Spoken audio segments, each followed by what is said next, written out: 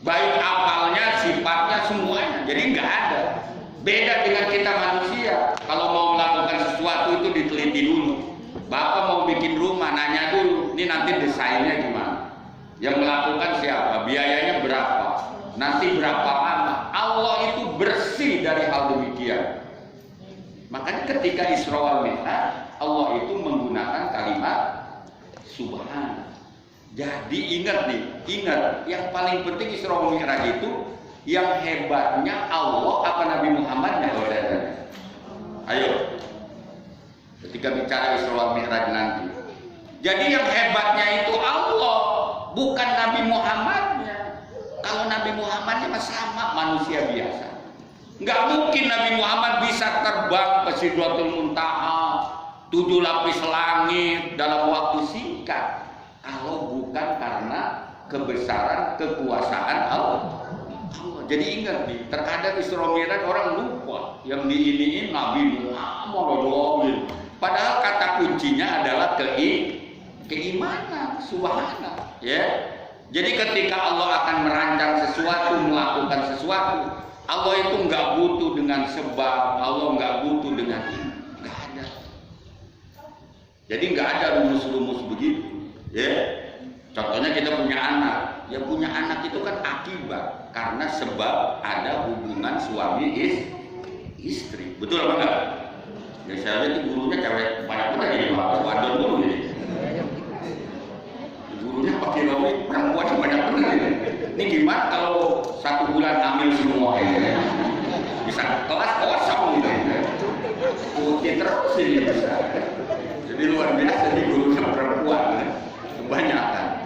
Jadi kalau rumus manusia karena ada sebab akibat hubungan suami istri, ya ada sebab akibatnya muncullah anak akibatnya. Tapi kalau rumus Allah kan nggak begitu.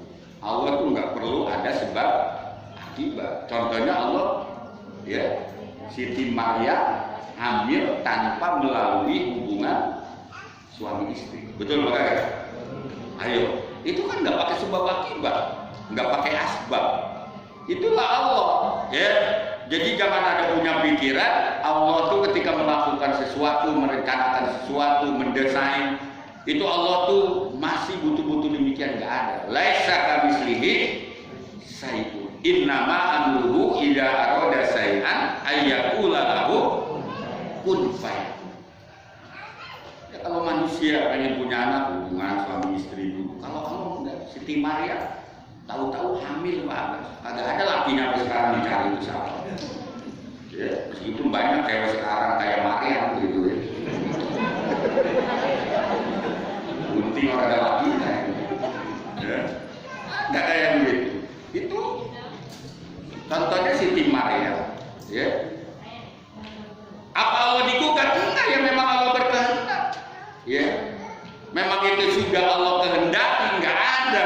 Kalau Allah sudah berkehendak, apapun bisa terjadi. Jadi makanya poinnya, singkat saja, hikmah yang terpenting dari Isra wal Mi'raj adalah meneguhkan keimanan kita kepada Allah.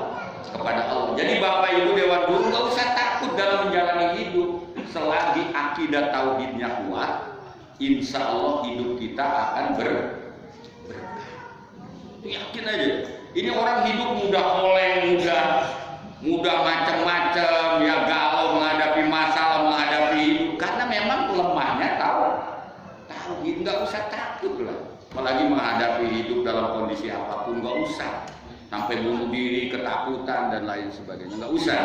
Saya bilang ada pasti, karena memang tergantung kekuatan tahu. Saya ingat Pak Abbas, waktu saya pesantren Pak Kiai Romi, saya pesantren di Ciamis, ya pesantren Darussalam, kemudian di Cipasung pernah ngaji di beberapa pesantren. Itu waktu kita pesantren pulang, itu sering dicibir. Ya kalau dulu tahun 90 ke bawah, santri itu jadi idola ya Pak Kiai Romi. Ya banyak orang tua yang ambil mantu santri, ya anak baru pesantren udah di DP-in gitu. Calon mantu gua, gitu lah. Itu kan dulu tahun 90 ke bawah ya, gua aja ya. Di Jakarta, di Betawi, apalagi bangga punya mantu santri, punya mantu bisa ngaji, punya mantu bisa baca kitab, punya mantu pintar baca doa, yang mimpin tahlil dan lain sebagainya, itu didemenin. Tahun 90 ke bawah tuh ke atas, 87, 85, apalagi 70, banyak. Biar nggak punya apa-apa tuh banyak yang pada diambil jadi mantu. Tapi 90 ke atas sampai sekarang harga santri 2 kok bisa agak laku. Wah, harga santri jatuh, nggak laku, ya, nggak laku. Makanya banyak yang pada ini demen ke santri karena ukurannya udah materialistis. Ukurannya dia kerja di mana, duitnya berapa, per bulannya dapat apa, mobilnya apa, ininya apa. Ukurannya udah material, nggak lagi berdasarkan tahun itu udah ngalir aja. Santri ditanya gajinya berapa, ya santri ditanya gaji. Orang kalau punya SK, kalau punya NIP gimana gitu. Sama saya juga dulu begitu. Santri siapa yang mau ngambil mantu santri? Paling makan daging goreng kaki lah, goreng kaki. Goreng nasi tahlilan baru udah. Nggak ada, ya. Karena ukurannya materialis ini nggak yakin sama Allah yang membulak-balikan kehidupan manusia, yang menentukan, yang mengatur desain nasib orang, makom orang yang menjadi itu Allah, bukan mantu, bukan besan. Mana ada besan bisa nentuin nasib kita? Nggak ada. Jadi terkadang pendek ukurannya kayak begitu, kan? Berubah. Padahal siapa yang tahu nasib, keadaan, kehidupan seorang manusia. Banyak santri yang hidupnya pada sukses. Saya itu santri, produk santri. Dulu mas saya kagak laku, sekarang ada santri pada boro-boro. Dulu mau boro-boro ada yang mau ngambil mantu gitu. Santri pulang pesantren siapa gitu kan? Nggak ada yang ini. Ketika dia itu baru sadar, ya, karena memang seperti itu hidup. Jadi tahu kembali kekuatan keimanan. Saya waktu pesantren Cipasu ingat tuh Kiai Rasulullah bilang santri, ntar kalau lu udah pada pulang di rumah, pengen hidup berkah, rezeki bagus, ya, jangan lupa rajinin baca Quran, surat Waqiah. Itu santri dulu, kiai-kiai pada ngajarin begitu. Ya dulu saya setiap ini rutin baca surat Waqiah. Wah, acak bayar orang. Tapi baca mereka kerja duit kagak dulu. Artinya itu hanya wasilah, gitu kan? Kita beribadah dekat sama Allah, ya wasilahnya rajin baca surat Waqiah. Emang ada hadis-hadis Nabi yang mengatakan barang siapa yang rajin baca surat Waqiah nanti tidak akan jatuh miskin. Habis sholat asar ngaji, dulu masa saya puasa sampai 40 hari kan begitu, santren. Sering, apalagi wiridan-wiridan amalia yang mudah mendatangkan rezeki, kita lakukan apa aja. Ya alhamdulillah dengan keberkahan ikhtiar yang maksimal, Allah takdirkan, ya contohnya kayak saya kayak begini. Itu semata-mata karena kekuatan tauhid. Jadi nggak usah takut. Makanya saya bilang udah anak nih kata dia, saya bilang udah nggak jadi PNS nggak apa-apa. Mungkin nanti Allah bakal turunkan keberkahan dari yang lain, betul nggak? Begitu aja husnuzon sama Allah. Jadi jangan sempit pak cara berpikir. Ini pelajaran Isra Mi'raj. Jadi semua apapun yang Allah kalau sudah kehendaki Allah akan lakukan pasti akan terjadi. Nggak ada yang nggak bakal terjadi. Contohnya Isra Mi'raj. Bapak kalau baca buku-buku kitab-kitab nggak mungkin lah Isra Mi'raj ini. Nabi diangkat ke langit 7 lapis langit ke Sidratul Muntaha, ke Baitul Maqdis, Palestina. Perjalanannya berapa bulan dan lain sebagainya. Di kitab-kitab kalau naik onta aja itu lebih dari 3 bulan. Itu onta yang VIP, Pak. Udah onta paling bagus tuh. Ya kalau naik onta sekian, kalau naik ini tidak dalam waktu yang sangat singkat Allah memperjalankan Nabi Muhammad minal Masjidil Haram ila Masjidil Aqsa sampai. Terkadang saya kalau naik pesawat Pak Ironis dan saya suka bingung, kita udah di ketinggian 10.000 kaki umpamanya. Ini Pak Ironis sering naik pesawat. Saya suka nanya, ini langit keberapa ya? Saya bilang. Benar saya suka nanya sama pramugari gitu kan. Ini langit yang keberapa ini? Perasaan lu tinggi banget ini. Nabi Isra Mi'raj melewati 7 lapis langit. Sab'a samawat, coba pikirin, akal nggak bakal sampai rasanya. Ya, kita naik pesawat ketinggian diumumin, sekarang kita berada di ketinggian 10.000 kaki. Waduh, Mas Allah tinggi bener. Kita nanya, ini langit keberapa? Dia jauh, pada nggak ada yang tahu. Nggak ada yang tahu.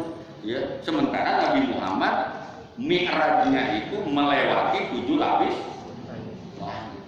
Jadi nggak masuk akal. Ya, nggak masuk akal. Sulit sekali memahami tentang fenomena Isra wal Mi'raj. Apalagi nanti Mi'raj, Nabi sampai ke Sidratul Muntaha bertemu dengan Allah, itu lebih sulit lagi akal. Itu Nabi ketemu Allah katanya, itu kayak gimana? Ya sulit lah. Menjelaskannya gimana? Karena memang itu sesuatu yang di luar akal manusia, nggak bakal ada. Ya, makanya pernah ada yang mau napak tilas Isra wal Mi'raj, saya bilang itu bener lah itu. Jadi ada peneliti mau melakukan penelitian napak tilas tentang Isra wal Mi'raj. Saya bilang yang benar, masa Isra wal Mi'raj mau dinapak tilas gitu? Nabi berangkat dari sini, terus ke sini, masa ntar ada Isra Mi'raj kedua, ini dua gitu? Nggak mungkin lah, nggak bakal akal sampai. Ya, nggak bakal akal sampai. Jadi poin terpenting, makanya saya nitip saja satu hal, perkuat ideologi tauhid keimanan kita kepada Allah. Jangan boleh berubah, situasi boleh gimana, keadaan kita bagaimanapun, dalam kondisi apapun, yang sangat penting itu adalah keyakinan kita, tauhid kita kepada Allah. Kalau itu nggak kuat Pak, hidup ini akan pokoknya nggak bakal. Tapi kalau tauhidnya lemah, pemahaman agamanya lemah, nanti akan banyak terjadi masalah. Kemarin saya rapat di MUI, Pak Kiai Romli membahas tentang aliran sesat yang lagi rame, aliran Hakekok di Pandeglang. Hakekok itu adanya Pak Kekok. Hakekok di Pandeglang, ya, Karangbolong, Cigelis. Itu kenapa terjadi? Ya, karena memang pemahaman dan akidahnya lemah. Kenapa dinamakan sesat? Setelah diteliti dengan MUI, karena konsep ajarannya, syariatnya, jadi kalau ingin membersihkan dosa itu mandi, lanjang bulat, ya di sana mandi, laki-laki perempuan itu mandi, ya. Jadi kalau udah mandi nanti ada bacaan-bacaan, karena bacaannya itu bukan bahasa Arab, pakai bahasa Sunda, saya lupa syair-syairnya. Jadi mandi itu bersih, beres mandi dosanya hilang. Jadi pembersihan dosa. Masih bersihin dosa mandi lupa bahasa sekali. Telanjang lagi bahasa. Telanjang, ya, di balong di tengah itu di perkebunan kelapa sawit. Gitu. Mandi, gitu. Beres dari situ nanti dosanya bersih. Ya, sah. Makanya yang lucunya di tas jamaatnya itu bukan hanya sekedar itu, ditemukan kondom, macam-macam. Ini jangan-jangan beres mandi kedingin daripada main lagi. Ada itu lagi diselidiki, karena macam-macam kayak begitu. Jadi itulah kenapa dinamakan aliran sesat, Hakekok, ya, lucu namanya juga Hakekok di Balasutap itu. Karena untuk pembersihan dosanya itu kalau kita mau taubat gitu, tapi taubatnya dengan cara mandi, ya, telanjang bulat sambil bacaan-bacaan ritual. Setelah itu nanti dinyatakan oleh pimpinannya si area ini, ya, ustadznya kiainya gitu, nanti dinyatakanlah bahwa kita sudah terbebas dari segala dosa. Benar banget. Saya kalau begitu umpak aja hari ini. Tiap habis ini mandi, anak siapa ini? Tawa aja. Jadi kayak begitu, ya. Jadi makanya ini kenapa terjadi? Karena lemahnya pemahaman dan akidah. Jadi makanya hal yang paling terpenting dari peristiwa Isra wal Mi'raj, poin paling terbesarnya itu adalah meneguhkan keimanan. Nanti dalam hidup Bapak Ibu akan terjadi sesuatu peristiwa apa saja banyak yang berada di luar nalar manusia. Contohnya sekarang corona, ini juga sesuatu yang berada di luar nalar manusia. Ada yang tahu Allah turunkan COVID-19 corona. Ya, COVID-19 belum beres, muncul lagi varian baru. B117 ini juga belum habis, belum muncul lagi mana? Agak beres-beres ini saya bilang. Ya. Itu kayak begitu. Jadi sekali lagi melalui silaturahmi pada pagi hari ini saya mau lah membahas Isra Mi'raj kalau nggak apa-apa. Yang penting poin besarnya saya bilang Isra wal Mi'raj itu mengajarkan, mendidik kepada umat Islam untuk terus meneguhkan tauhidullahnya, ya, keimanan, keyakinan, kepercayaan bahwa Allah itu Maha berkuasa dan bisa menentukan apapun yang terjadi di alam dunia. Itu poin besarnya. Contohnya adalah dengan mengisra dan memi'rajkan baginda Nabi besar Muhammad Sallallahu Alaihi Wasallam. Ya, kalau dibilang Nabi di Isra Mi'rajkan hiburan dan lain sebagainya itu silakan. Memang di Isra Mi'raj perbedaan ulama tajam. Apakah Nabi Isra Mi'raj itu dengan jasad, dengan ruh, atau dengan jasad dan ruh, atau ruh saja? Itu emang di kitab-kitab banyak sekali perbedaan-perbedaan. Tapi intinya semua ini terjadi karena kehendak Allah. Ya, Nabi dihibur katanya karena Nabi sebelum Isra Mi'raj ditinggal mati oleh orang-orang tercinta. Abu Thalib, ya, istri Nabi Siti Khadijah, ya. Padahal kalau di Arabnya Khadijah kagak ada Sitinya, ya. Tapi kalau di kita nyebutnya Siti Khadijah. Padahal mana ada orang Arab namanya Siti, kan? Pasti orang Bandung yang Siti, ya. Tapi di kitab kita nggak ada, di hadis-hadis nggak ada, Pak. Apalagi Bapak baca hadis Bukhari Muslim, Wa'an Siti Aisyah nggak ada. Wa'an Siti Khadijah nggak ada. Wa'an Aisyah, Wa'an Khadijah nggak ada. Tapi kalau di kita, kalau cerita Isra Mi'raj, istri Nabi pasti ditambah Siti. Ya, sekali lagi itu nggak ada di sononya begitu tambahannya. Ya, Siti Khadijah. Saya juga suka bawa gitu. Siti Khadijah. Katanya Nabi supaya Nabi gak sedih, supaya Nabi gak ini ditinggal mati oleh istrinya Siti Khadijah. Saya juga nyebut Siti lagi. Itu biasa. Siti Khadijah. Ya itu silakan saja. Tapi intinya memang sekali lagi Allah menghendaki, ya, Allah mendesain semua ini untuk Nabi Muhammad Shallallahu Alaihi Wasallam. Ya, istri Nabi itu banyak pakai rohis yang lahir, ya, di kitab-kitab. Istri Nabi yang dinikah tidak dicerai itu lebih dari 12. Ya, di kitab-kitab Siratul Nubuwah, Ibnu Hisam dan lain sebagainya. Siti Khadijah, Aisyah, Buhairah binti Haris, Jainah binti Jahaz, ya, Saudah binti Jam'ah, banyaklah istri Nabi yang dinikah dan tidak dicerai. Belum lagi di zaman Nabi itu di hadis-hadis, kalau Nabi lagi taklim begini, perempuan ada yang mau hibahkannya ke Nabi, ini wahatu nafsi ilaika ya Rasulullah, saya hibahkan diri saya untuk engkau ya Rasul. Kalau Nabi mau itu jadi istri Nabi. Nah itu kekhususan bagi Nabi Muhammad Sallallahu Alaihi Wasallam. Ya. Kalau selain Nabi nggak boleh, termasuk saya nggak boleh. Kiai Romli nggak boleh. Kalau saya lagi ceramah, Pak Ustaz, saya hibahkan diri saya buat para gue putar langsung. Awas kalau ada nih, kalau saya hibahkan diri saya buat gue putar langsung. Tapi saya bukan Nabi, ya. Jadi itu khusus hanya untuk, memang di kitab-kitab boleh, Pak, ya.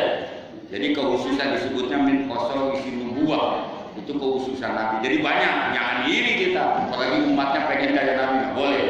Itu hanya khusus untuk Nabi. Jadi yang banyak yang melatar belakangi peristiwa Isra Mi'raj, Nabi ditinggal mati oleh orang-orang terdekat dan lain sebagainya. Tapi sekali lagi intinya Isra Mi'raj ini terjadi karena desain kehendak Allah Subhanahu wa Ta'ala. Disiapin kendaraannya, logistiknya, nanti tahapannya, mulai dari mana ketemu siapa, dapat apa, itu semua sudah disiapkan oleh Allah. Jadi Nabi itu hanya pelaku saja, aktor saja. Jadi bukan Nabi yang nyiapin buruk, Nabi ketemu Nabi Adam, enggak ada itu. Semuanya itu sudah disiapkan oleh Allah. Jadi yang hebat itu sekali lagi adalah Allah. Nabi Muhammad itu nggak ada kekuatan apapun dalam peristiwa Isra wal Mi'raj. Ya, para jemaah yang dirahmati Allah, ini saja yang bisa saya sampaikan. Mudah-mudahan ada manfaatnya. Kelamaan juga nanti nasi kagak enak dingin, ya. Udah pada lihat aja. Ini saja yang bisa saya sampaikan. Terima kasih Pak Romli, guru saya. Alhamdulillah saya bisa silaturahmi pada pagi hari ini. Ya,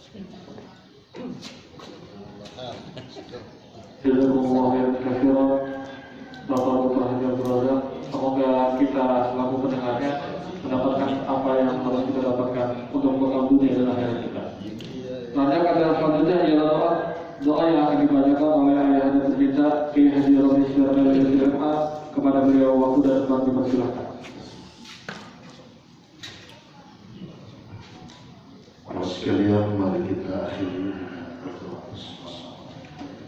Semoga Allah memberikan mahfirah kepada para pejuang dalam dakwah dalam pendidikan Islam, dan kita yang sedang turut ingin menjadi para mu'allimah di Maqabah ini juga berkah dari Allah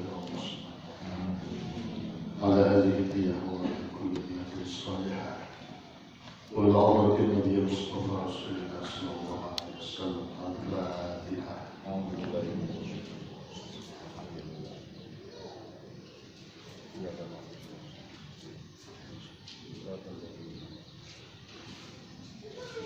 استغفر الله العظيم، استغفر الله، الحمد يا رب يا سيدي يا رب.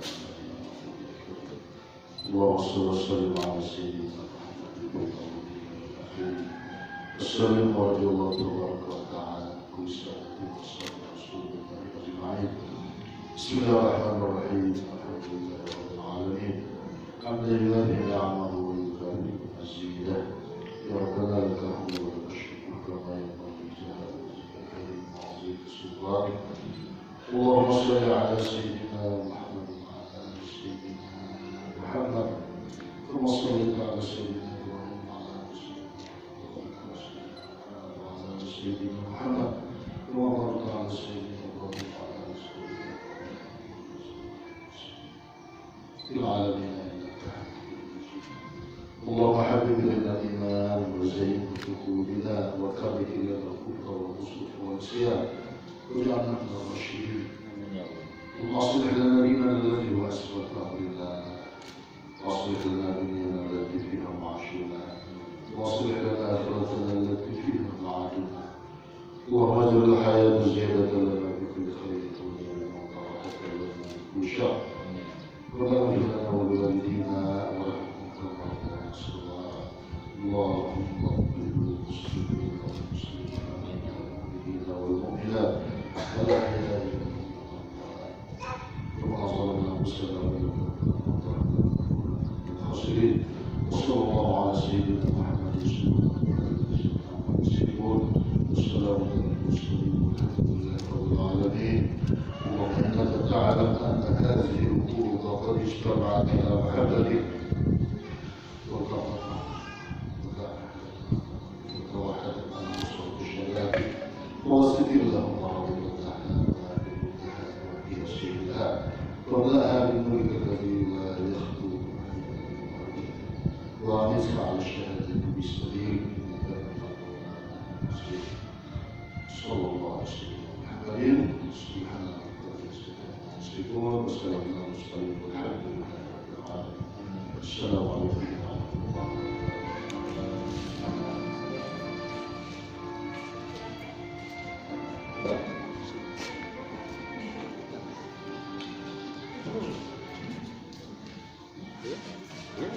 Dan juga kita di penghujung acara, kita tutup kegiatan pada pagi hari ini dengan membaca Alhamdulillah.